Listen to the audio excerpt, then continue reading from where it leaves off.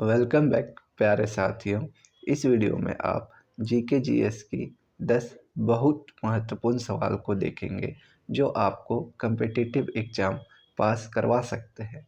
तो चलिए दोस्तों शुरू करते हैं अपने पहले प्रश्न से।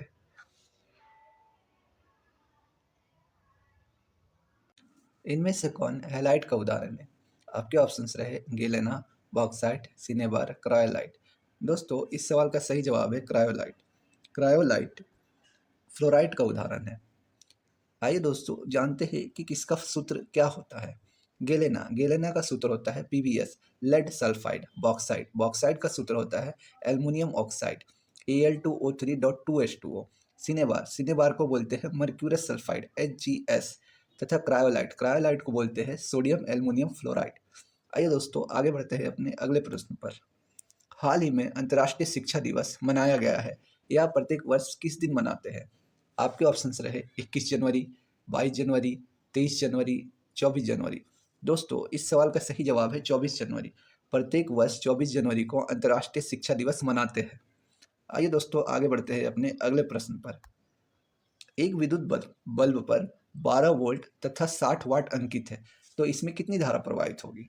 आपके ऑप्शंस रहे 0.4 एम्पियर, 2.5 एम्पियर, 12 एम्पियर, 5 एम्पियर। दोस्तों इस सवाल का सही जवाब है 5 एम्पियर।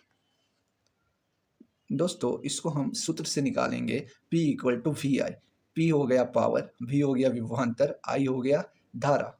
दोस्तों इस तरह अगर आंसर निकालेंगे तो इसका आंसर 5 एम्पियर आएगा। चलिए दोस्तों आगे बढ़ते हैं अपने अगले प्रश्न पर। चाबहार बंदरगाह किस खाड़ी में स्थित है? आपके ऑप्शंस रहे फारस की खाड़ी, ओमान की खाड़ी, खंभात की खाड़ी, इनमें से कोई नहीं। दोस्तों इस सवाल का सही जवाब है ओमान की खाड़ी। चाबहार बंदरगाह ओमान की खाड़ी में स्थित है। आइए दोस्तों क्वेश्चन को थोड़ा डिटेल में जानते हैं।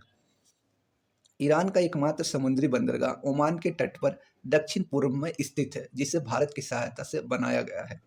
आइए दोस्तों आगे बढ़ते हैं अपने अगले प्रश्न पर। भारत में 2011 जनगणना के अनुसार साक्षरता दर कितनी है?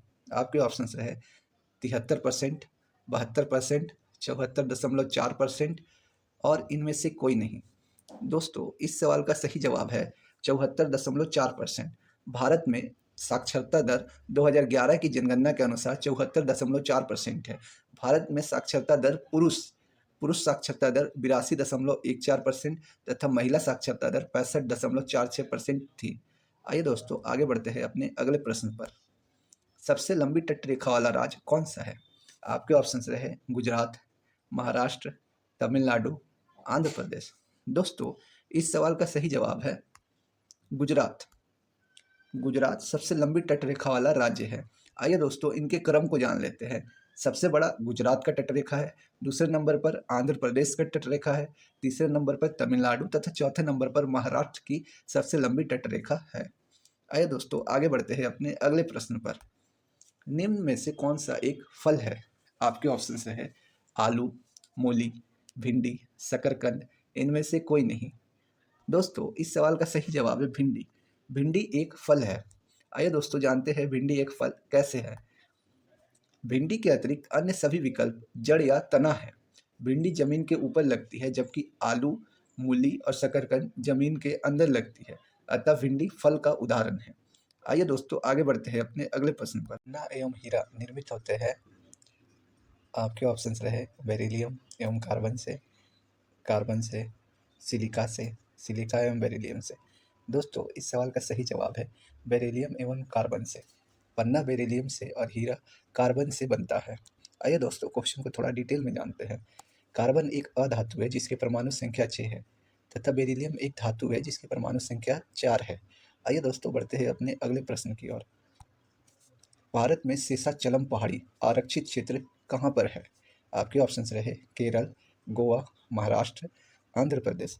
दोस्तों इस सवाल का सही जवाब है आंध्र प्रदेश। शेषाचलम पहाड़ी आरक्षित क्षेत्र आंध्र प्रदेश में है। शेषाचलम पहाड़ी क्षेत्र आंध्र प्रदेश के चित्तूर और गुंडप्पा जिले में है। 4756 वर्ग किलोमीटर क्षेत्र में फैला हुआ है शेषाचलम पहाड़ी। आइए दोस्तों बढ़ते हैं अपने अगले प्रश्न की ओर।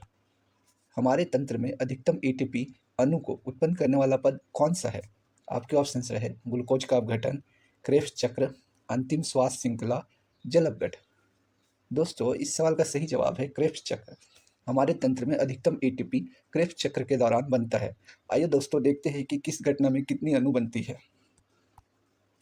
ग्लूकोज का अपघटन। ग्लूकोज के अपघटन के दौरान 12 एटीपी अणु का निर्माण होता है। क्रेब्स चक्र में 32 एटीपी अणु बनती है। अंतिम श्वास श्रृंखला, इसमें 8 एटीपी अणु बनती है। जल अपघटन में 2 एटीपी अणु बनती है। एटीपी का मतलब एडिनोसिन ट्राइफॉस्फेट